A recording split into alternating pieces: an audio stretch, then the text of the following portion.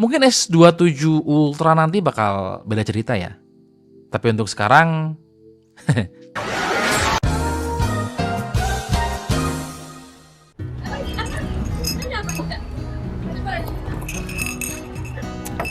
jujur ya, pertama kali S26 Ultra rilis, saya tuh sempat skeptis karena berpikir bahwa ya paling akan sama seperti seri sebelumnya kayak S24 Ultra, S25 Ultra yang kerasa kelihatan mirip gitu loh.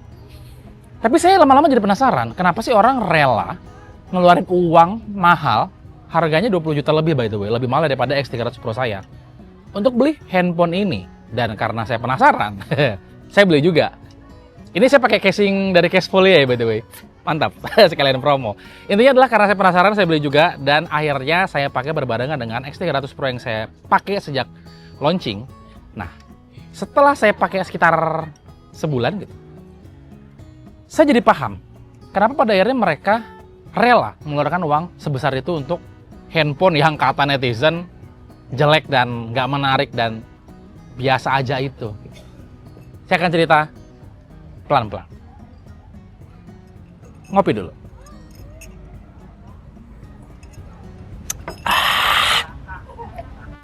Pertama soal SoC. S26 Ultra ini pakai Snapdragon 8 Elite Gen 5, SoC terbaru dan paling kenceng dari Qualcomm saat ini. Nah, X300 Pro atau X300 Pro saya pakai Dimensity 9500 dari MediaTek. Keduanya flagship, keduanya kenceng, tapi harus saya akui, performa gaming S26 Ultra itu lebih baik. Nyaris nggak kerasa stutter, dan thermal manajemennya menurut saya lebih oke. Untuk urusan performa, S26 Ultra di atas kertas lebih kenceng sih menurut saya. Jadi sorry to say, karena saya harus jujur soal ini. Tapi yang paling bikin saya mikir dan terngiang adalah privacy display. Ini adalah pertama kalinya sebuah HP punya layar privacy yang beneran built-in, bukan anti gores yang ditempel, tapi langsung ada di dalam panelnya sendiri. Cara kerjanya sederhana, tapi jenius. Pixel-pixel di sisi layar dimatiin, jadi orang yang lihat dari samping nggak bakal bisa baca apa yang ada di layar. Yang kelihatan cuma kalau kita lihat dari depan aja. Kalian bisa atur supaya otomatis aktif pas lagi ngetik password, buka notifikasi, atau aplikasi tertentu. Sebagai pengguna X300 Pro, saya nggak punya fitur ini. Dan saya baru sadar betapa sering saya nutupin layar HP pas lagi di LRT atau di tempat-tempat yang ramai. Jadi secara nggak sadar, ternyata saya tuh butuh banget fitur ini. 2 jempol lah buat Samsung. Terus soal AI, Samsung sangat 5 kali tuh. Serius di bagian ini. Ada fitur yang namanya Now Nudge, yang kasih saran kontekstual dari percakapan. Misalnya, otomatis ngajakin nambah event ke kalender, share foto, atau cari lokasi, tanpa harus pindah-pindah aplikasi. Ada juga Photo Assist yang sekarang bisa nambahin objek ke foto, nggak cuma ngapus doang, dan bisa ngubah suasana foto dari siang jadi malam. Di X300 Pro, fitur AI-nya emang ada, tapi lebih fokus ke kamera. Samsung tuh mainnya lebih jauh gitu. Produktivitas, kreativitas, semuanya dicaplok sama dia. Jadi untuk urusan AI, menurut saya Samsung masih yang terbaik sih. Terus ada S Pen ya. Stylus ini masih nempel manis di dalam body, tersimpan rapi di slotnya. Saya tahu ini bukan untuk semua orang. Saya sendiri mungkin jarang pakai atau bahkan hampir nggak pernah pakai sejak HP ini dibeli. Tapi buat yang kerja di bidang kreatif, desainer, orang yang suka nulis tangan di HP, ini hal yang nggak ada di X300 Pro. Dan jangan lupa hal yang penting yaitu ekosistem. Samsung itu punya Galaxy Ring, Galaxy Watch, Galaxy Buds, Galaxy Tab. Semuanya bisa nyambung mulus satu sama lain loh. Kalau kalian udah all in atau udah nyemplung total ke ekosistem Samsung, S26 Ultra ini ya anggap aja kayak puzzle yang lengkap lah. Satu lagi yang saya harus akui, Samsung dikenal punya nilai jual kembali yang lebih tinggi dibandingkan brand Android lainnya. Dan untuk update softwarenya panjang banget. 7 tahun OS update. Vivo X300 Pro masih lebih pendek dari itu yang pasti. Jadi dari sisi investasi jangka panjang, S26 Ultra menurut saya lebih aman ya. Pokoknya pakai HP ini tuh nyaman banget menurut saya. Nyaris nggak ada komplain secara user experience. Saya juga mau share satu hal soal bagaimana integrasi antara dua handphone ini terhadap macOS yang memang saya pakai.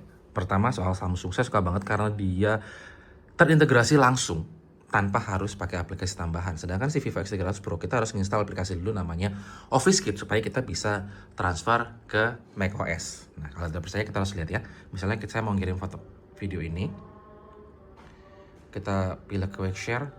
Di sini nanti langsung muncul Mac saya. Dan di Mac-nya langsung muncul. Artinya apa? Artinya langsung terintegrasi tanpa ada aplikasi tambahan. Sementara kita salah, saya pikir touchscreen. Kita save dulu. Sementara untuk Vivo, kita coba share, pilih Vivo share. Di sini kita pilih send to computer. Nah, dia langsung nge-transfer. Waduh, kok gelap. Nah, jadi sebenarnya sama-sama cepat, sama-sama enak buat mindahin file ke macOS. Tapi memang S26 unggul karena nggak perlu ada tambahan lagi aplikasi-aplikasi buat bisa support dan ngirim file ke macOS. Sementara Vivo, dia harus install Office Kit. Nah, tapi ada downside-nya. Ini fokusnya ngaco nih. Downside-nya, kecepatan transfer Vivo itu lebih cepat dibandingkan Samsung. Dia ini ngirim duluan ya, tapi lihat. Lama sekali ngirimnya. Sementara si Vivo yang ngirim belakangan, lihat progresnya. Sudah hampir setengahnya, padahal saya mengirimkan file yang sama. Maksudnya sama-sama diambil menggunakan handphone yang sama dengan file size yang sebenarnya mirip gitu. Jadi, dua handphone ini menurut saya sama-sama enak dipakai di ekosistem Apple.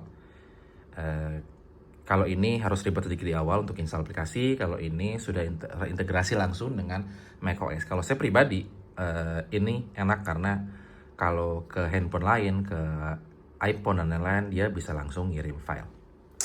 Mantap Samsung.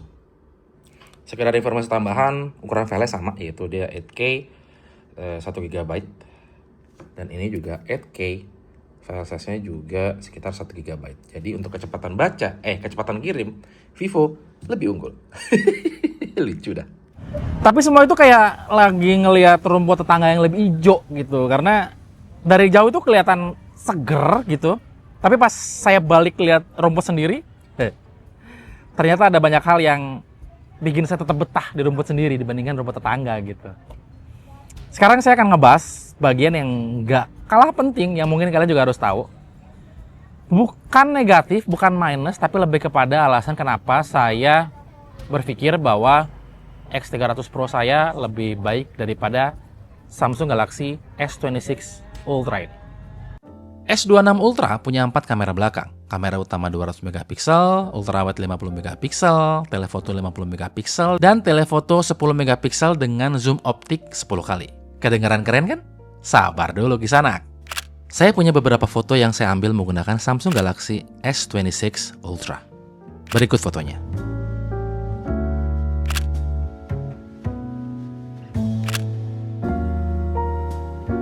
X300 Pro punya kamera telefoto 200 megapiksel dengan sensor 1/1,4 inch.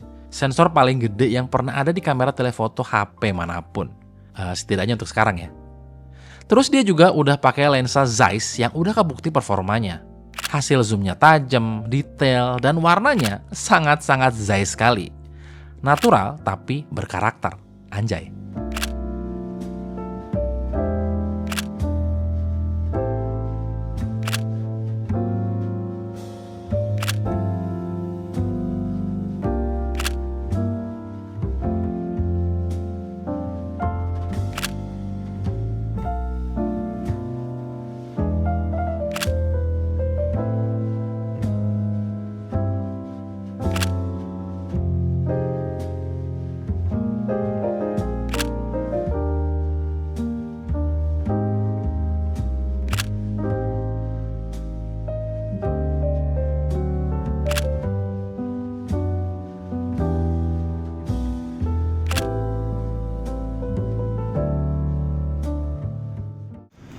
Kedua HP ini sama-sama bisa merekam video hingga resolusi 8K di 30 fps. Saya tahu nggak semua orang pakai resolusi setinggi ini karena selain ukuran file yang gede banget, ngedit file 8K itu setengah mati ya, butuh spesifikasi yang tinggi banget. Ya minimal HP flagship lah. Sebentar. Alhamdulillah.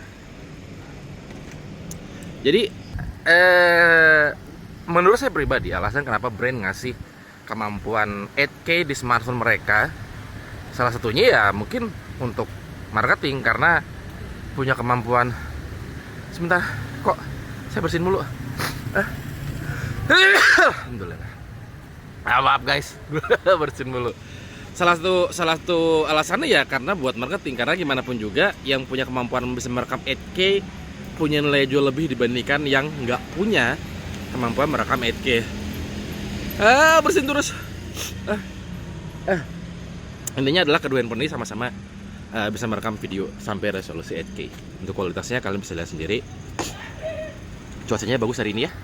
Udah berapa hari nih tidak hujan, cerah alhamdulillah. Jadi bisa beraktivitas seperti biasa walaupun panasnya luar biasa. Tapi harus selalu syukuri guys. Begitu. Jadi untuk stabilisasi di resolusi 8K saya mencoba berlari-lari kecil. Sama-sama stabil, sama-sama bagus menurut saya. Jadi sama-sama oke. Mantap. Perihal kamera depan juga kedua HP ini berbeda.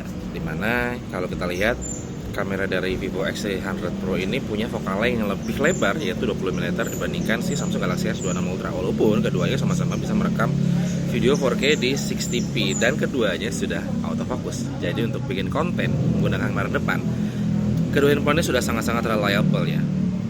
Walaupun kalau kalian lihat karakter dari kulitnya sedikit berbeda. Ini selera sebenarnya, sama-sama enak dilihat, sama-sama natural, nggak berlebihan prosesinya, nggak bikin saya jadi super ganteng banget. Kondisi beautification-nya saya matikan. Jadi untuk kamera depan saya merasa keduanya bagus. Kamera Samsung Galaxy S26 Ultra sangat reliable. Itulah kenapa handphone Samsung Galaxy Ultra ini lama dipakai sama Moldy sebagai senjata utama bikin konten. Kayaknya bertahun-tahun ya, dari S23, 24, 25 kalau nggak salah. Beliau nggak pakai iPhone karena ngerasa S26 Ultra udah bagus ya. Nah sekarang si X300 Ultra keluar dengan autofocus karena X200 Ultra kalau nggak salah dia nggak autofocus. Itulah kenapa di seri ini sudah bagus. Jadi kalau ditanya mana yang lebih bagus antara S26 Ultra atau X300 Pro, 300 Pro, saya berjemput Ultra karena yang Ultranya baru keluar ya. Saya rasa dua-duanya bagus dan saya tidak ada keraguan, tidak ada perbedaan antara kualitas di kamera depan. Jadi kalian boleh menentukan lebih suka yang mana antara S26 Ultra atau X300 Pro.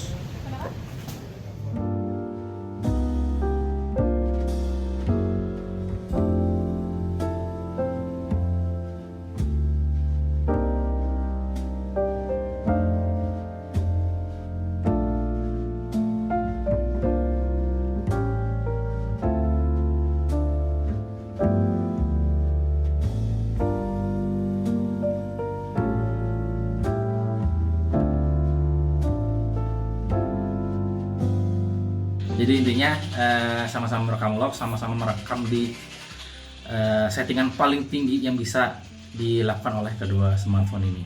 Untuk kualitasnya kalian bisa lihat sendiri mana di antara kedua footage ini yang paling detail dan paling minim noise-nya, karena masalah dari pengambilan gambar menggunakan smartphone di kondisi cahaya yang tidak ideal biasanya sangat mudah untuk muncul noise. Jadi kalian bisa simpulkan sendiri. Dan kalau kalian mau naik level, ada fotografi kit dengan telefoto extender 2,35 kali yang bisa dipasang langsung ke X300 Pro ini. Kitnya lengkap, case-nya dengan kickstand, gripnya dengan baterai tambahan 2300 mAh, ada lens attachment, adapter ring 52mm, dan tali strap. Ini bukan aksesoris biasa ya, ini tuh kayak ngubah HP kita jadi kamera beneran. S26 Ultra? Nggak ada yang kayak gini. Kalaupun ada, itu bisa dipastikan dari pihak ketiga. Tidak dikembangkan oleh Samsung sendiri. S26 Ultra support charging 60 watt pakai USB Type-C. Dan chargernya pun nggak ada di dalam paket penjualan. Sementara X300 Pro udah di 90 watt wire charging dan 40 watt wireless charging. Secara angka, Vivo X300 Pro menang telak. Tapi dalam prakteknya, Samsung justru terlihat lebih baik. Gimana menurut kalian?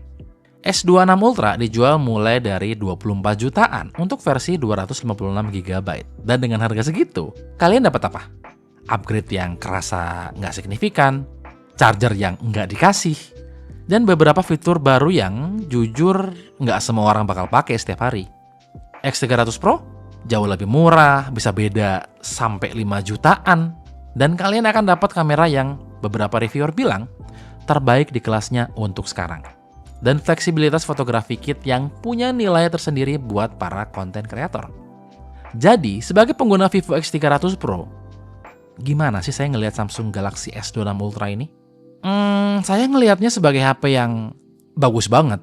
Untuk orang yang udah lama di ekosistem Samsung, yang butuh S Pen, yang mau semua fitur AI Samsung, dan yang pengen privacy display pertama di dunia, jujur ini HP bagus banget. Itu semua sangat-sangat worth it menurut saya untuk dibeli. Oh iya, satu lagi, Samsung berhasil ngeracik software mereka jadi lebih optimal. Terbukti, baterai kecil di Samsung S26 Ultra ini bisa dibikin irit banget coy. Bahkan jujur ya, iritnya itu bisa 11-12 sama X300 Pro saya yang baterainya jauh lebih gede. Tapi buat saya pribadi, ya masih belum cukup buat bikin saya akhirnya pindah tanda kutip agama. Kamera X300 Pro masih lebih bisa diandelin menurut saya. Chargingnya lebih cepat, dan rasanya saya masih ngerasa dapat hal yang saya butuhin dari sebuah smartphone di X300 Pro ini. Video ini sama sekali tidak menjelaskan kalau S26 Ultra itu jelek ya. Saya bahkan berani jamin ini seri S terbaik yang pernah mereka buat. Super nyaman, super aman, super tenang. 3 hal yang nggak dimiliki sama HP lain. Bahkan termasuk si X300 Pro punya saya. Mungkin S27 Ultra nanti bakal beda cerita ya. Tapi untuk sekarang, saya masih betah di sini. Oke, jadi itu aja cerita saya soal pengalaman saya menggunakan si Samsung Galaxy S26 Ultra dari perspektif pengguna Vivo X300 Pro. Dan semua yang saya rasakan sudah saya tuangkan di video ini, dan kalian bisa simak dan jadikan referensi apakah kalian akan beli handphone ini atau mungkin tertarik untuk beli X300 Pro. Klik tombol like kalau kalian suka dengan video ini, dan kita akan ketemu lagi di video berikutnya.